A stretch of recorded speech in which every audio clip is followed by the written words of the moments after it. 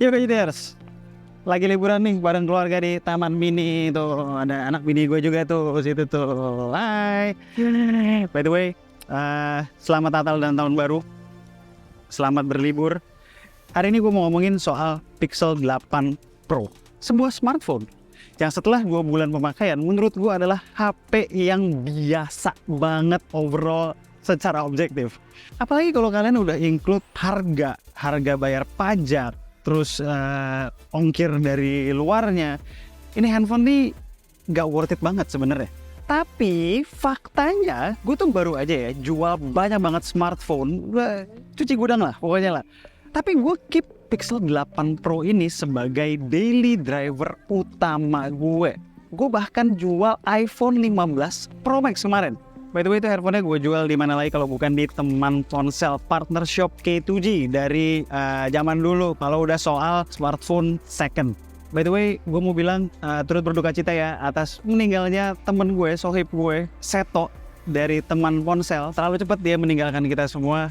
Semoga keluarga yang ditinggalkan dan tim Teman Ponsel diberikan ketabahan. I'm gonna miss you bro. Lanjut ke videonya. Kenapa coba bukan Pixel 8 Pro gue yang gue jual, malah iPhone? Nah, gue kasih tahu nih kenapa. Di video ini gue ngomong bukan sebagai tech reviewer, tapi sebagai seorang user.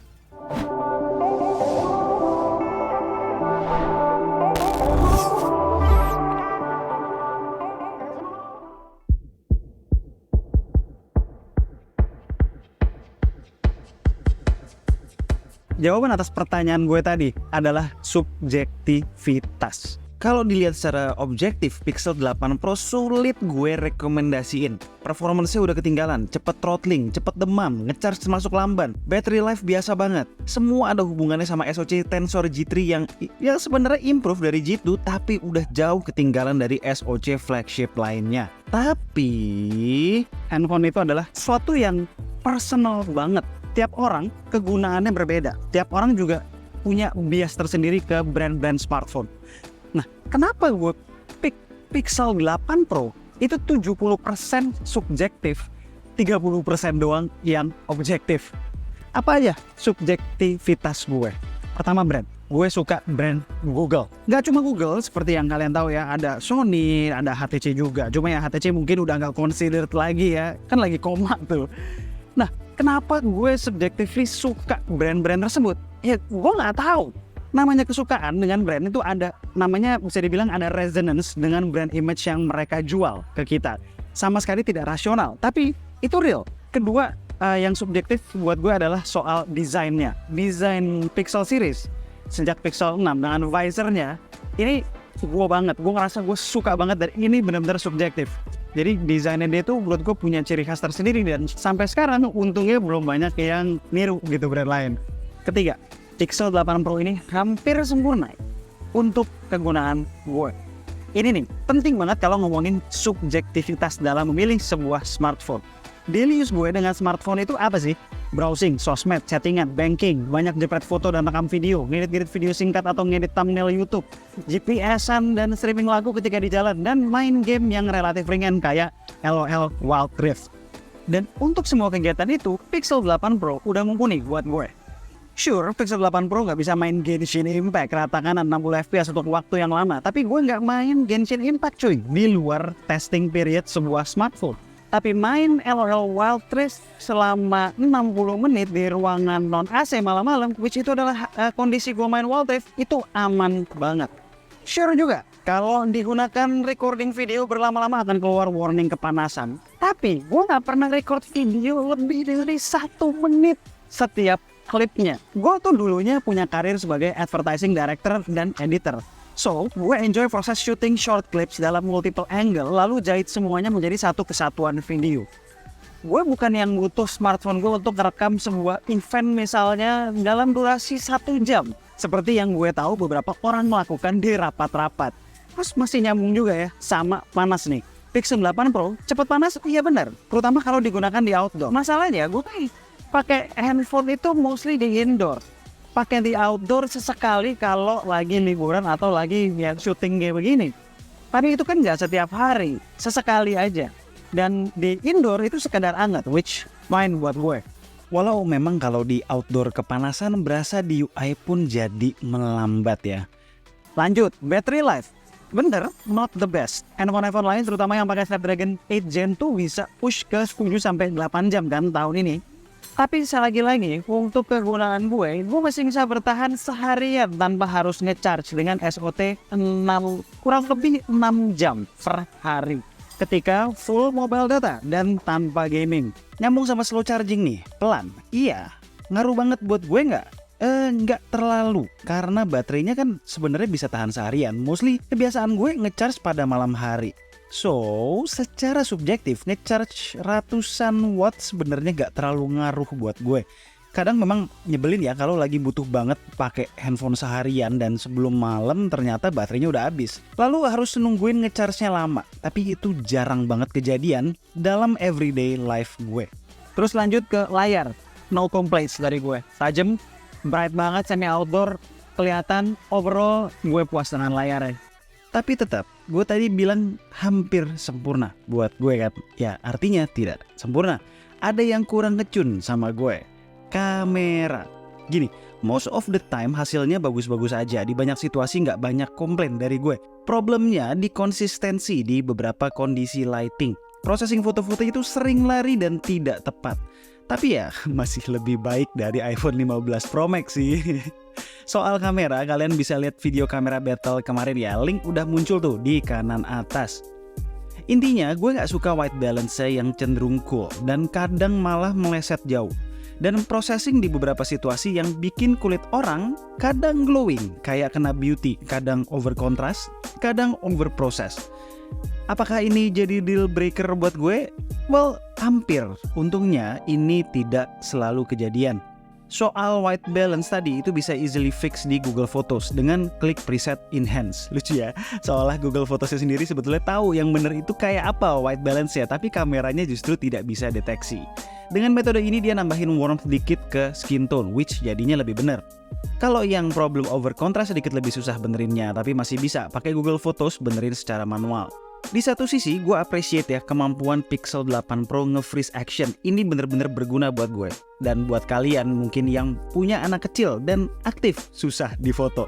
Soal video sebenarnya overall bagus-bagus aja. Satu hal yang paling menjadi concern gue cuma noise di area gelap. Lumayan ganggu tuh.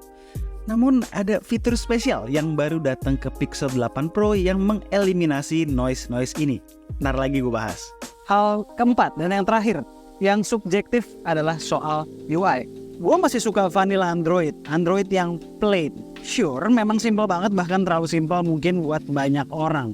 Tapi ya secara subjektif memang selera UI gue itu memang simple. Di diagram yang satu ini adanya di bagian sebelah kanan selera gue. Nah itu tadi hal-hal yang subjektif. Yang objektif apa? Software dan AI. Fitur-fitur baru ya, kayak Best Take, Audio Eraser, itu guna banget buat gue. Fitur-fitur AI tersebut nih, kayak ini gue lagi nyobain si Audio Eraser nih. Ini gue bisa ngomong, backgroundnya ntar hilang. Coba ya. Hap. Nah, hilang nggak backgroundnya? Asli top abis. Ini berguna banget buat gue. Ditambah lagi beberapa fitur-fitur lama seperti Magic Eraser, Freeze Unblur, dan lain-lain. Nah, bulan ini datang fitur yang udah dijanjikan oleh Google di awal rilis, yaitu Video Boost. Ini intinya mengenhance video kita dengan menggunakan AI. Jadi cara kerjanya kita rekam video boost lalu nanti bakal diupload ke server Google untuk diproses dengan AI-nya Google. Di komputernya Google di sana lah. Jadi cloud processing jatuhnya. Kita memang mesti bersabar ya, butuh tunggu sekitar 1 jam sampai video boostnya jadi. Maximum resolution di 4K 30 fps. Hasilnya dalam kondisi gelap itu goks banget, langit dan bumi perbedaannya. Ini video gue ambil kondisi gelap banget loh ya. Dari yang penuh noise, gelap, kekurangan detail, jadi terang, sharp, minim noise.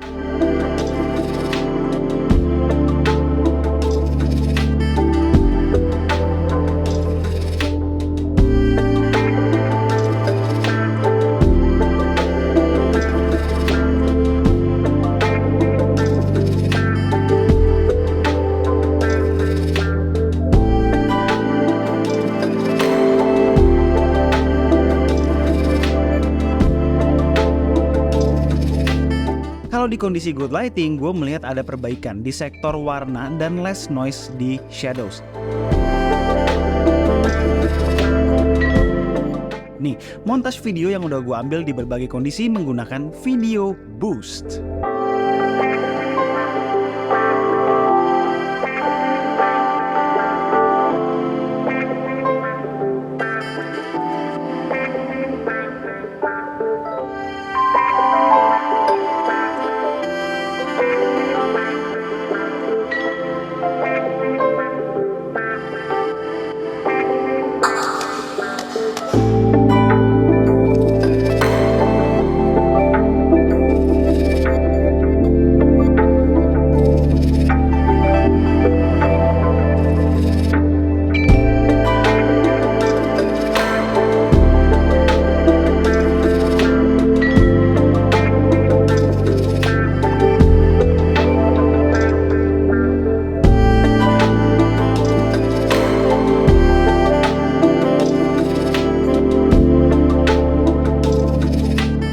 Ada juga fitur time-lapse yang sekarang bisa memakai night sight untuk hasil time-lapse yang bagus di kondisi gelap.